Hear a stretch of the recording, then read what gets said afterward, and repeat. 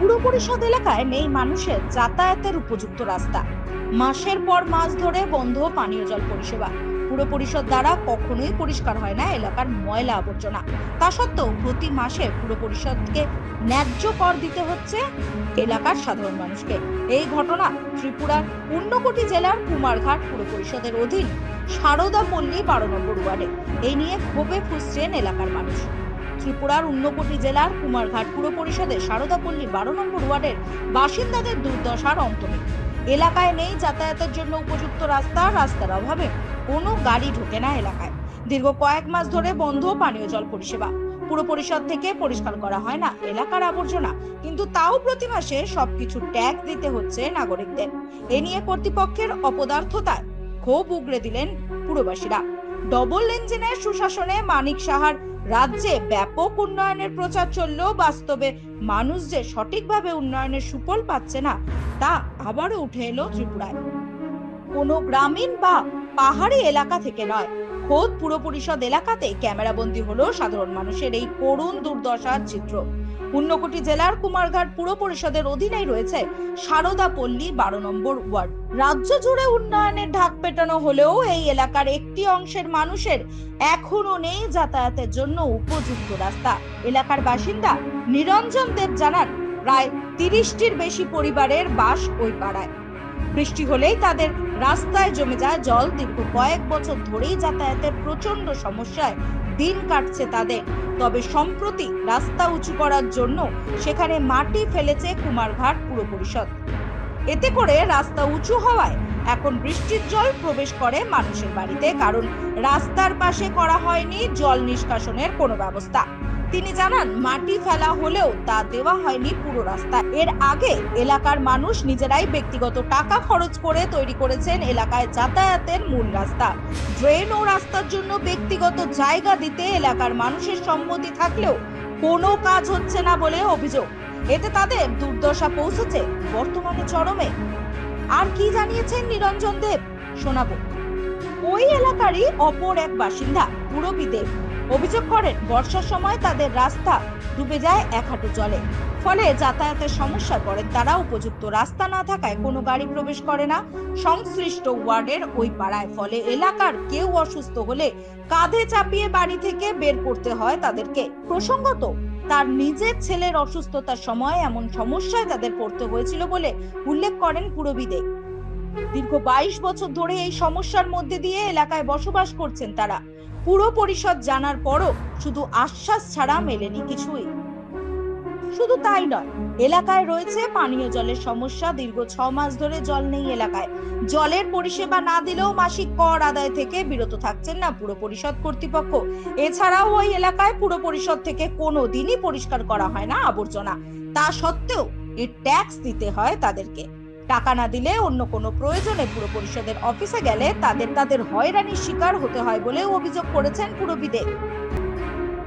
ওই এলাকারই অপর এক বাসিন্দা প্রতিমা পালের অভিযোগ, রাস্তার মাটি ফেলা হয়নি উপযুক্ত পদ্ধতি মেনে। ফলে বৃষ্টি হলেই রাস্তার জল ঢোকে তাদের বাড়িতে। রাস্তার সমস্যা সমাধানের জন্য এলাকার মানুষ নিজেরা চাঁদা তুলে মাটি ফেলে প্রথমে তৈরি করেছিল তাদের যাতায়াতের রাস্তা। সড়কের এই দুরবস্থা কোনো গাড়ি এলাকায় না ঢোকায় আরো সমস্যায় পড়তে হচ্ছে তাদেরকে। পুর পরিষদকে এই বিষয়ে জানিয়েও কিছুই কাজ হয়নি বলেই অভিযোগ করছেন বাসিন্দারা। মানুষের এমন করুণ অবস্থা দেখে কুমারঘাট পুর পরিষদ রীতিমতো ধৃতরাষ্ট্রের ভূমিকায় বলেই অভিযোগ। রাজ্য জুড়ে ডবল ইঞ্জিনের উন্নয়নের ব্যাপক প্রচার থাকলেও বাস্তবে খোদ পুর পরিষদ এলাকার মানুষই তাদের যাতায়াতের রাস্তা তৈরি করতে হচ্ছে নিজেদের উদ্যোগে, নিজেদের অর্থে। ন্যায্য কর দিয়েও মাসের পর মাস ধরেই নেই পানীয় জল। সুশাসনের রাজ্যে খোদ পুর পরিষদ এলাকায় এমন অবস্থা হলে গ্রাম পাহাড়ের বর্তমান বাস্তব চিত্র কি তা সহজেই অনুমান করা যায়। প্রশাসনের উদাসীনতায় ক্ষোভে ফুঁসছেন ভুক্তভোগীরা। জলেরও সমস্যা, জল নাই। আজকে 6 মাস থেকে টোটাল জল নাই, কিন্তু জলের বিলের কাগজ আমার বাড়িতে আইছে। মাসে 2000 টাকা, 6 মাসে 2000 টাকা আইছে জলের বিলের বই বাড়িতে নিয়ে দিয়া গেছে। কিন্তু জল নাই, 6 মাস ধরে টোটাল নাই। এমনি যেগুলা কিছুটা পাইতাম, এখন 6 মাস ধরে 1 ফুটা পাইবার উপায় নাই। ট্যাক্স নেই, জলের বিলের ট্যাক্স। অথচ যে জাবড়া ফালানিরও আনিয়া বিলের কাগজ দিয়া যায়, কিন্তু জাবরা আমরা এদিকে কোনো লেবার আইয়া ঢুকেও না, জাবরাও নেয় না, কিন্তু কয় মাসে 50 টাকা এগুলো আমরা খাটিয়ে নেই, টাকা দিতেই লাগে। টাকা না দিলে কোনো দরকারে যদি আমরা আরো আর তোলা লাগে, আরো আর তোলাত গেলে আমরা আটকাইলে আরো আর দেয় না, এটি পরিষ্কার না করলে। আমরা রাস্তাটা যদি বিশেষ করিয়া ওই যায় গিয়ে আর জলটাতে আমরা মোটামুটি আমরা গরিব গুরবা চলার মতন দায় হইল। রাস্তার মধ্যে এখন জল জমা থাকে, এখানে অর্ধেক মাটি ফেলা নিয়েছে, এও ঠিক মতো হয়েছে না। প্লাস দেখেন আমার বাড়ির সাইডগুলো কিরকম জল দিলে আমার ওয়ালের সাইডে গিয়ে আমার মেন ঘরের ওয়ালের সাইডে জল জমা থাকে, প্লাস আমার বাড়ির ভিতরে জল ঢুকে জমা জল। এইগুলো মানে রাস্তার মধ্যে আমরা ঠিক হয়, তাড়াতাড়ি ঠিক হয়, বর্ষার ভিতরে তোমার আমরা মানে চলাচল করতে আমরা সুবিধা হইব। এই সমস্যাটা আজকে যখন থেকে আমরা এখানে আইছি তখন থেকেই আমরা সবাই মিলে আমরা এই সমস্যা, কিন্তু কিছু কিছু সমস্যা আমরা নিজেরা মিলে সমাধান করছি।